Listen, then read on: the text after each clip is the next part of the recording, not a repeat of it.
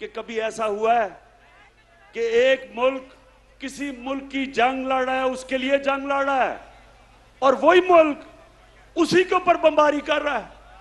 ये कभी हुआ है?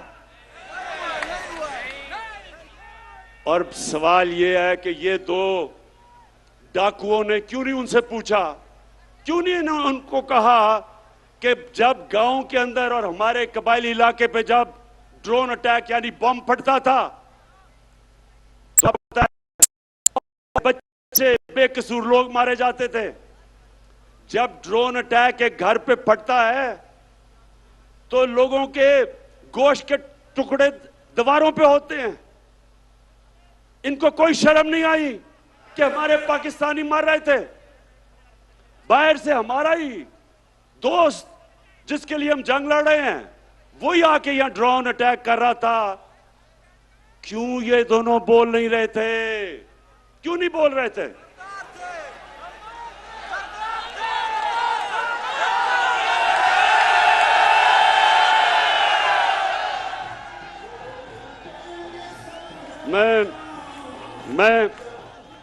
मैं आपको बताता हूं कि ये दो डाकू क्यों नहीं बोल रहे थे, क्योंकि इनके चोरी इस मुल्क से जो पैसा लूट के इन्होंने बाहर के मुल्कों में और बैंकों में और बड़े बड़े महल्लात लिए हुए थे, इनको डर था कि जिस दिन ये कहेंगे कि सर ये क्या कर रहे हैं आप, ये ना करें, वो इनकी प्रॉपर्टी जब्त कर लेंगे। आज रूसियों की जो उनकी मगरब में असासे हैं वो जब्त कर रहे हैं। इनको भी वही डर लगा हुआ था। तो ये पैसे के बुत की पूजा करने वाले चुप करके तमाशा देखते रहे और हमारे लोगों का खून होता रहा। बेकसूर लोग बेचारे कबायली इलाके में उनके बच्चे मरे, और वो जिसके खानदान में लोग मरते थे वो हमारे खिलाफ हमले करते थे, बदला हमारे पे लेते थे, क्योंकि उनको पता था कि हमारी इजाजत से ये ड्रोन अटैक्स अपने मुल्क पे हो रहे हैं।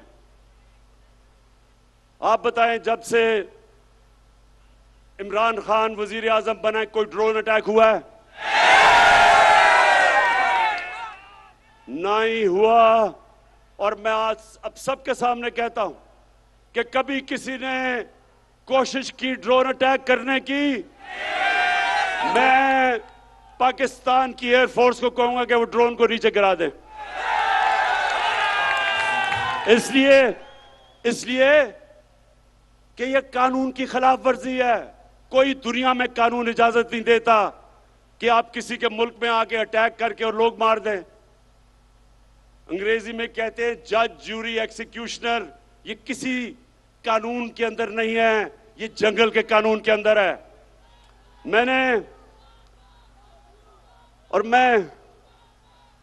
मेरे पाकिस्तान के नौजवानों, मैं ये चाहता हूं, ये गौर से एक बात समझ लें आप। कभी भी कोई कौम अजीम कौम नहीं बनी जो दूसरों के सामने झुकती है। सिर्फ खुददार कौमें अजीम कौम बनती हैं। जो किसी से भीख मांग के गुजारा करती है कौम, वो ऐसे ही है जैसे कि अगर मैं वसाखिया पकड़ लूं, अपनी टांगों पे जोर ना डालूं, मेरी टांगें कमजोर हो जाएंगी। इसी तरह मुल्क कमजोर हो जाते हैं जो अपने पैर पे नहीं खड़े होते। हम कोई किसी से दुश्मनी नहीं चाहते, हम सबसे दोस्ती चाहते हैं। हमारी रूस से भी दोस्ती है, हमारी अमेरिका से भी दोस्ती है, हमारी चाइना से भी दोस्ती है, यूरोप से भी है। हम किसी कैंप में नहीं हैं, लेकिन क्योंकि हम न्यूट्रल हैं, इंशाल्लाह हम उन मुल्कों के साथ मिलकर एक दिन कोशिश करेंगे कि जो यूक्रेन में जंग है ये बंद हो। इससे बहुत दुनिया को नुकसान हो रहा है। इससे तेल की कीमतें आसमानों पे चली गई, गंदम की कीमतें आसमानों में, गैस की कीमत उधर पहुंच गई है कि ये यूरोप जैसे मुल्क, बर्तानिया जैसे मुल्क में इस वक्त लोगों को मुश्किल पड़ी हुई है। तो इसलिए हम जंग में किसी का साथ नहीं देंगे, अमन में सबका साथ देंगे। कि कभी हमने पाकिस्तान को कभी किसी की गुलामी नहीं करने देना। और मेरे एमएलसी के लोगों और जो पाकिस्तान के लोग टीवी पे ये देख रहे हैं, ये सुन लो, ना आज तक इमरान खान किसी के सामने झुका है, और इंशाअल्लाह जब तक मेरे में खून है, मैं अपनी कौम को किसी के सामने झुकने नहीं दूंगा।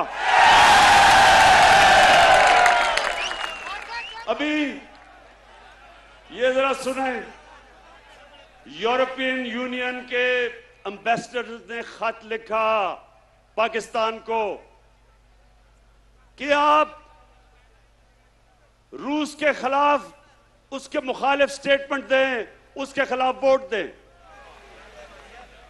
मैं ये यूरोपियन यूनियन के एम्बेसडर से पूछता हूं कि क्या आपने हिंदुस्तान को भी ये खत लिखा था?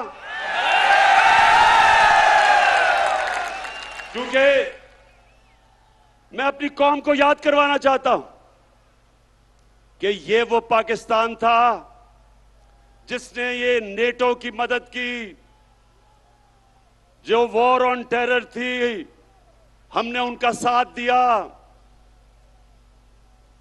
मैं कभी ना साथ देता, मैं अपनी मुल्क को बाहर रखता उस जंग से, लेकिन उस वक्त का जो सरबराह था उन्होंने उनका साथ दिया। क्या मिला पाकिस्तान को? 80,000 पाकिस्तानियों की जानें गई, हमारा कबायली इलाका उजड़ गया, 35 लाख लोगों ने नकल मकानी की, हमारे मुल्क को 100 अरब डॉलर से ज्यादा नुकसान हुआ। तो क्या मैं अपने यूरोपियन यूनियन के एम्बेसडर से पूछता हूं कि आपने क्या हमारा शुक्रिया अदा किया? क्या आपने कहा कि हां आपने हमारी मदद की थी, हमारी जंग में आपने हमें अप्रिशिएट किया? सारे नेटो के मिला के 10% भी लोग नहीं थे जो इस जंग में मरे, हमारे मुकाबले में जो 80,000 पाकिस्तानियों की कुर्बानी दी गई। तो मैं उनसे आज ये पूछता हूं कि बजाय आपने, जब हमने आपके साथ खड़े हुए थे, बजाय आप हमारा कम से कम शुक्रिया अदा करते, ऐसे आप में से लोग थे जिन्होंने अफगानिस्तान में जो जंग हारी आपने, वो पाकिस्तान को जिम्मेदार ठहराया था। शुक्र करना तो दूर की बात है।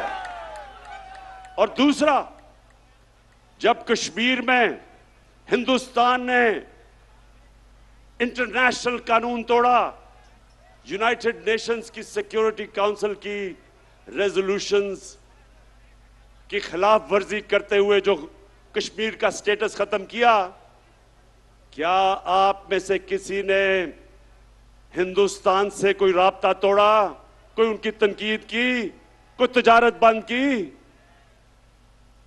तो हम आपके सामने क्या हैं?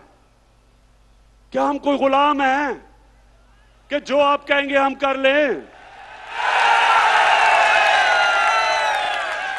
और मैं एमएलसी के लोगों, मैं आपको बताऊं कि इनको ये गलत आदतें पड़ी किधर से हैं। 2008 और 2018 के दरमियान में 400 ड्रोन अटैक हुए पाकिस्तान के ऊपर। जब जरदारी मुल्क की बड़ी बीमारी